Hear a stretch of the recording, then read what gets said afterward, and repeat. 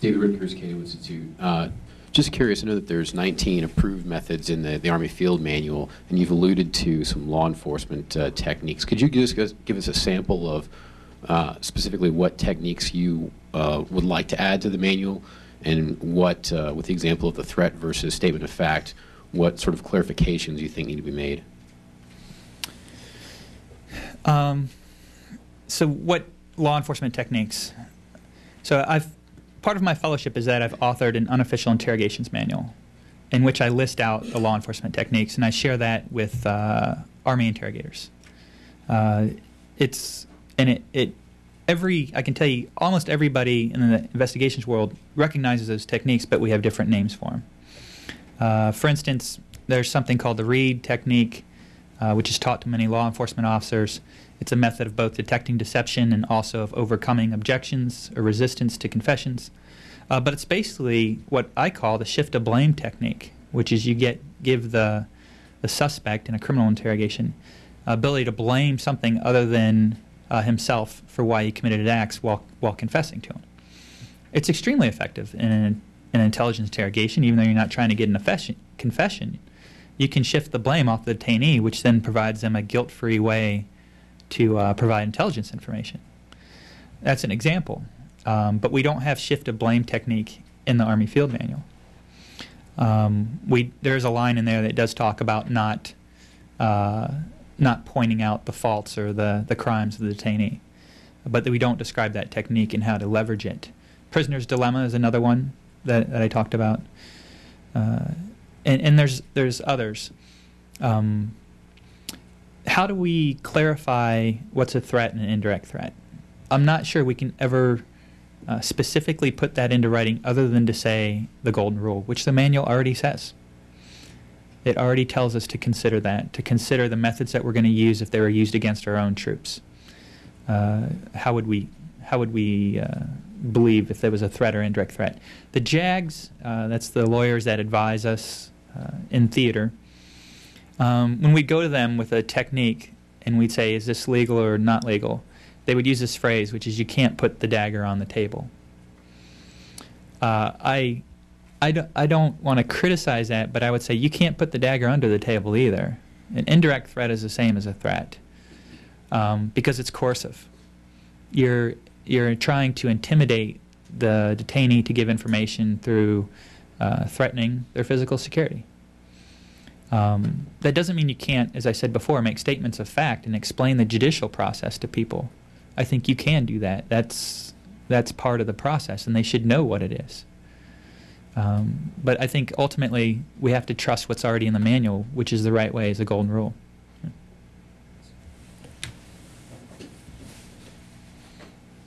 Hi, I'm Rebecca Sheff with the Friends Committee on National Legislation.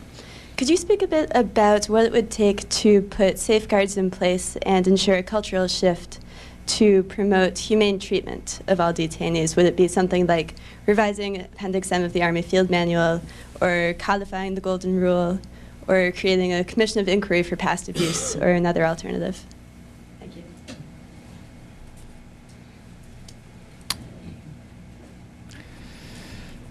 Three things I would say we can do. I mean, how does any organization change its culture? The first thing I'll argue is that we don't need to change our culture. What we need to do is uphold the culture we already have in the military. It is our tradition to treat detainees humanely. George Washington, leading the Continental Army, prohibited the abuse of detainees. Abraham Lincoln, in no conflict that I know of have we ever authorized the abuse of detainees. And like I said before, for at least 50 years we've put that into doctrine with the exact wording explaining the negative consequences of doing so. So I don't think we need to shift our culture. I think we need to return to it and reinforce it. I do support a commission of inquiry because I don't think we've had one. And I'm not at all confident that we even know about all the incidents. The best we can approximate, I believe, is an FBI Inspector General report that came out in May of 2008 that found that FBI agents witnessed what could be considered torture or abuse, certainly not humane treatment. Incidents, over 300 incidents between Iraq, Guantanamo, and Afghanistan. And if you extrapolate that, FBI agents are only present at maybe 3% of all interrogations. It points to the fact that this was a very widespread problem. And we don't have a full accounting, I don't believe. And I do think there's a difference between accounting and accountability. Now, I have to explain my bias in this matter, which is I'm a criminal investigator. That's what I've done for the Air Force since the week after 9/11. And I was never told to selectively apply the law when I ran cases.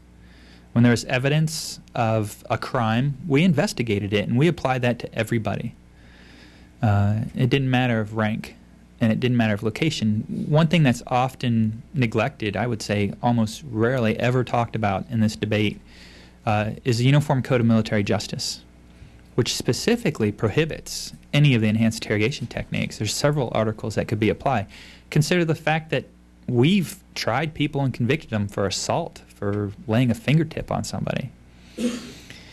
At the very least, those techniques are prohibited per the Army Field Manual, so you'd be disobeying a direct order or a regulation, which is one of the articles of UCMJ. So I think we should have an accounting in terms of having an inquiry to find out exactly what happened. And I think everybody supports accountability.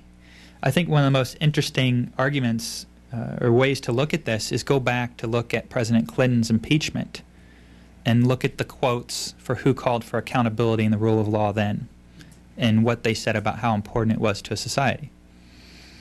The last thing I'll say is that this is also a leadership issue for the military. And I do believe, will be doomed to repeat the mistakes if we don't hold people accountable. But I also think we owe ourselves within the military an accounting of leadership and what it means. There's very few instances of officers or senior enlisted people standing up and saying no to techniques that were clearly in violation of their training in their ethics and in our code and our regulations. Very few instances. And I think we need to go back and adopt, I don't want to say make new training because it's in the training. Maybe we need to re-emphasize that in the training from a leadership perspective, how important it is to say no to unlawful orders.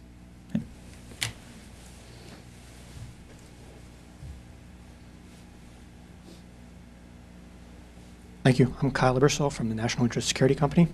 Unlike, I guess, maybe the Air Force, the Army has a pretty strong wall between law enforcement and intelligence functions. But most of what you're saying seems to be that they might need to break down some of that wall or soften it, perhaps. How would you go about doing that? Yeah, so in the Air Force and in the Navy, we combine counterintelligence and criminal investigations, whereas in the Army it's separate. Their criminal investigators don't do intelligence. There's a lot of issues. It's been discussed many times whether one service should switch to the other's model. But maybe I think culturally, because the Army, because of its mission, it makes more sense to have it separate. But certainly, they still abide by the same regulations, whether they're together or different. You know, the one place where these things merge is espionage. When you have an espionage case, it's both counterintelligence and intelligence case and a criminal investigation. And there's other cases that deal with intelligence that are criminal investigations where these things merge, and then you get into issues about intelligence oversight and where that overlaps with criminal investigations.